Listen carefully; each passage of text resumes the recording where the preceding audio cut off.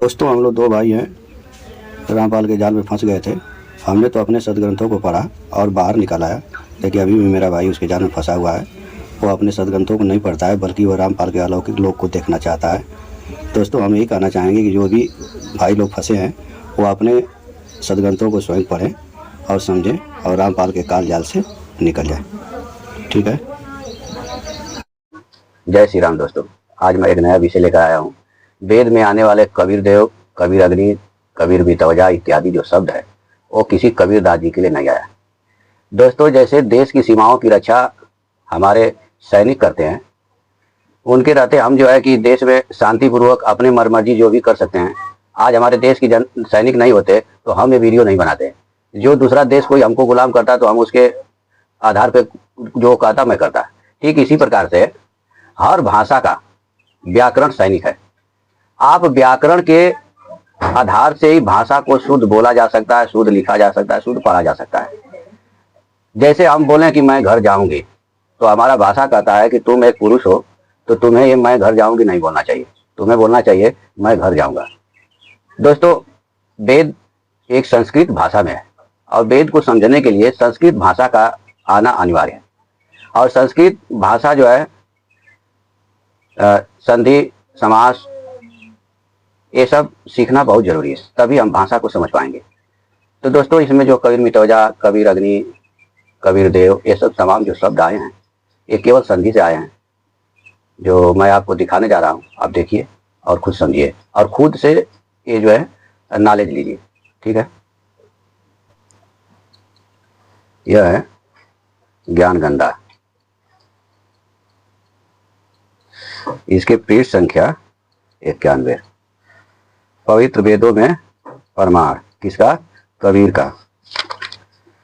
ये देखिए, कबीर, कबीर सी एक शब्द आया है तो एक कबीरदास सी जोड़ दिया। और इधर देखिए, कबीर मितवजा एक शब्द आया है तो एक कबीरदास जी से जोड़ रहे हैं।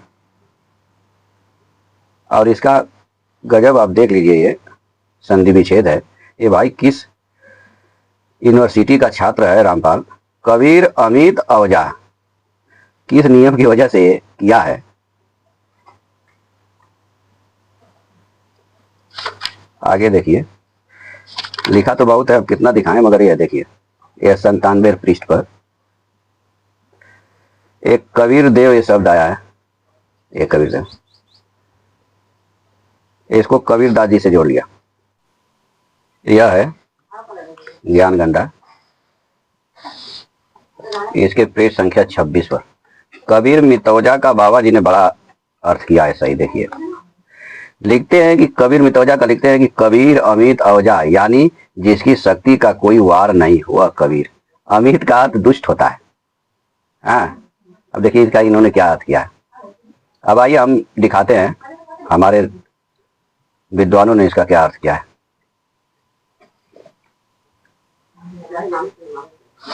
यह सामवेद है, श्री राम शर्मा आचार्य द्वारा ये जो है अनुवादित है। मंत्र संख्या है 359। इसमें कबीर मितवजा शब्द है। दोस्तों, यह 3 शब्दों से बना है, कबीर अमित अवजा, ओजा। इसका अनुवाद इन्होंने किया है, वह शत्रु के नगरों को विध्वंस करने वाला, जुआ ज्ञाता, अति शक्तिशाली, शुभ कार्यों का आश्रयदाता, सर्वाधिक कीर्ति युक्त होकर उत्पन्न हुआ। पूरा नगर विध्वंस, विनष्ट करने वाला, जुआ, कवि, ज्ञाता, अमित, शत्रु। दोस्तों, इसका अर्थ किसी कबीर के लिए नहीं है, लेकिन जबरदस्ती जो है रामपाल गैंग इसको कबीर के लिए सिद्ध करता है। यह है विसर्ग संधि। वेद में जो कबीर देव शब्द आया है वह इसी विसर्ग संधि की वजह से आया है। इसका एक नियम है,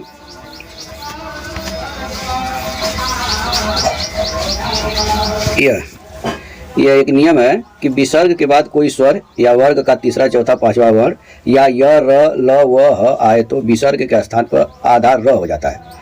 जैसे दूरधन आत्मा बराबर दुरात्मा। दोस्तों, इसमें र कहाँ से आया? विसर्ग का ये र बन गया संधि की वजह से। तो ऐसा ही कबीर धन देव जो है जब मिलता है तो कबीर देव बन जाता है, ना कि कबीर परमात्मा के लिए वो बनाया गया है। तो ये रामपाल जी गुमराह करते हैं। आइए देखते हैं यह कबीर मितौजा कैसे कबीर बनता है। हमने पहले से लिख रखा है। और दोस्तों यह कबीर मितौजा शब्द है जो 3 शब्दों से मिलकर बना है, कबीर, अमीर, ओजा। विसर्ग संधि का नियम है कि यदि, यहाँ पे मैं लिखा हूं, यदि विसर्ग से पहले आ को छोड़कर कोई स्वर हो और विसर्ग के बाद वर्ग का तीसरा, चौथा, पांचवा वर्ण हो या य र ल व हो तो विसर्ग के स्थान पर आधा र हो जाता है। वर्ग इसको कहते हैं दोस्तों, ये क वर्ग के में आता है, क ख ग घ अंगा। तो यहाँ पे विसर्ग से पहले ई मात्रा है, देखिए विसर्ग से पहले ई मात्रा है और विसर्ग के बाद अ है, और नियम में बताया गया है कोई स्वर हो, कोई स्वर हो। तो यहाँ अ है तो ए विसर्ग का आधा र हो जाएगा, ये आधा र। और जब यह आधा र इस अ से मिलेगा तो यह पूरा र हो जाएगा, इसीलिए यहाँ कबीर हो गया। और यह मीत। एक और नियम है स्वर संधि में कि यदि अ आ के बाद, वो भी दिखाऊंगा, ये दिखाऊं, देखिए अ आ के बाद ए अ आए तो अ हो जाता है, और अ आ के बाद ओ अ आए तो अ हो जाता है। दोस्तों अमित है, अमित शब्द है, इसमें अ है और ये वो है, ये दोनों मिलेगा तो अ हो जाएगा, इसीलिए त पर अ का मात्रा हो गया तव, ये तव हो गया। इसलिए अब यहाँ बन गया कबीर मी तवजा। ये नहीं कि यह किसी कबीर दास जी के लिए आया है, ठीक है। रामपाल जी कबीर को कबीर सेट कैसे करते हैं उन्होंने बताया यहाँ पे, ज्ञान गंगा में सेट कैसे कर रहे हैं, दिखा रहे हैं कि कई लिखते हैं, कई श्रद्धालु, देखिए ध्यान से, कई श्रद्धालु शंका व्यक्त करते हैं कि कबीर को कबीर कैसे सिद्ध कर दिया। व्याकरण दृष्टिकोण से कबीर का अर्थ सर्वज्ञ होता है। दास की प्रार्थना है कि प्रत्येक शब्द का कोई न कोई अर्थ तो बनता ही है। रही बात व्याकरण की, भाषा प्रथम बनी क्योंकि वेदवाणी प्रभु द्वारा कही गई है तथा व्याकरण बाद में ऋषियों द्वारा बनाई है, वह त्रुटि युक्त हो सकती है। अब बताइए, बंदूक बन जाए और गोली चलाना कैसे है, इसको बगैर सिखाए आप सीख सकते हो क्या? दोस्तों जब भाषा बना तो भाषा को शुद्ध प्रकार से कैसे बोला जाए, कैसे लिखा जाए, कैसे पढ़ा जाए, उसी टाइम बना। यह केवल मूर्ख बना रहा है। आगे देखिए कैसे क्या क्या बना रहा है। वेद के अनुवाद में व्याकरण व्यत्यय है, अर्थात असंगत तथा विरोध भाव है, यानी वेद में व्याकरण नहीं लगेगा। इसके हिसाब से ये कैसे भी उसका अर्थ का अनर्थ कर देगा, व्याकरण नहीं लगेगा, क्योंकि वेद बाणी मंत्रों द्वारा पदों में है। अब देखिए, वेद बाणी मंत्रों द्वारा पदों में है। जैसे पलवल शहर के आसपास के व्यक्ति पलवल को परवर बोलते हैं। यदि कोई कहे कि पलवल को कैसे परवर सिद्ध कर दिया, यही कबीर को कबीर कैसे सिद्ध कर दिया कहना मात्र है। जैसे क्षेत्रीय भाषा में पलवल शहर को परवर कहते हैं, इसी प्रकार कबीर को कबीर बोलते हैं। अब बताइए, वेद जो है क्षेत्रीय भाषा में लिखा गया, संस्कृत भाषा में लिखा गया। यह मूर्ख जो है अपना अलग से उसमें जो है कि ज्ञान लगा रहा है। प्रभु वही है, अब प्रभु भी वही है। महर्षि दयानंद ले गया, ये महर्षि दयानंद जी के हैं। दोस्तों एक बात मैं कहना चाहता हूँ, महर्षि दयानंद और रामपाल में विशेष अंतर नहीं है।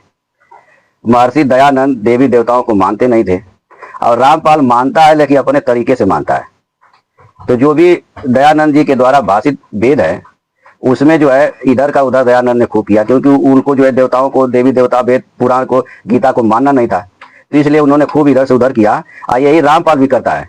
इसको भी देवी देवता, पुराण से, गीता से कोई मतलब नहीं है, इसको मतलब है अपना सेट करने से। तो ये भी इधर से उधर करता है, तो दोनों में कोई विशेष फर्क नहीं है। अब ये उसी का दयानंद जी का उदाहरण ले रहा है, क्योंकि देखिए दयानंद जी ने क्या लिखा है, उदाहरण क्या ले रहा है। कह रहा है कि सत्यार्थ प्रकाश समला 4 पृष्ठ 100 पर दयानंद मठ दीना नगर पंजाब से प्रकाशित देवीर कामा का अर्थ देवर की कामना करने किया है। देवीर को पूरा र लिखकर देवर किया है। दोस्तों ये देवीर कामा, कामा का अर्थ तो कामना होता ही है। अगर देवीर को देवर कर दे तो कोई विशेष अर्थ नहीं है, क्योंकि ये जो है जिस भाव में ये मंत्र बोली गई है या ये कहा जा रहा है, तो देवीर कामा, देवर की कामना हुआ। लेकिन कबीर मितौजा का मतलब क्या हुआ? अब सोचिए कबीर मितौजा का अर्थ क्या हुआ, और कबीर देव का अर्थ क्या हुआ? क्या कबीर देव कबीरदास जी ने देवता बनकर रहा है क्या स्वर्ग में? तो केवल जो है अपना दिमाग जो है लगाता है, देवर की कामना करना किया है। ये लिखता है कबीर को, कबीर फिर भाषा भिन्न कबीर लिखने व बोलने में कोई आपत्ति या व्याकरण की त्रुटि नहीं है। पूर्व परमात्मा कबीर देव है। यह प्रमाण यजुर्वेद ये 29 मंत्र 25 साम वेद 14 में भी लिखित है। अरे भाई वो लिखित तो है, एक इसको बताएगा एक कबीर रसी जो ये शब्द है लिखित तो है, लेकिन तुम्हारे किसी कबीरदास जी के लिए थोड़ी लिखित है। यहाँ कबीर शब्द है, कोई कबीर शब्द नहीं है। ठीक है दोस्तों, यह कबीर सागर है। इसमें एक अध्याय ग्रंथ है अगम निगम बोध। इस पर एक बाणी है, ये वेद हमारा भेद है हम वेदन के माही, जौन भेद में मैं बसूं वेदो जानत नाही। इसका तो अर्थ यह है कि वेद हमारा भेद है। कोई जो कह रहा है वो कह रहा है कि वेद हमारा भेद है, हम वेदन के माही, मैं वेद के अंदर हूं, लेकिन जौन भेद में मैं बसूं, जिस भेद में मैं बसता हूं उसको वेदो जानत नाही, उसको वेद नहीं जानते। इसलिए रामपाल ने इस बाणी को कैसा जो है कि बनाया है, आप देखिए। वो सोचा कि मैं बहुत बड़ा ज्ञानी हूं और इसका जो है अपना जो है ज्ञान लगा दूं। तो ये लगाया ज्ञान इसमें कि वेद हमारा भेद है, मैं ना वेदन के माही, जिस वेद से मैं मिलूं वेद जानते नहीं। कह रहा है कि वेद हमारा भेद है, वेद तो हमारा भेद है, लेकिन मैं ना वेदन के माही, मैं वेद में नहीं हूं।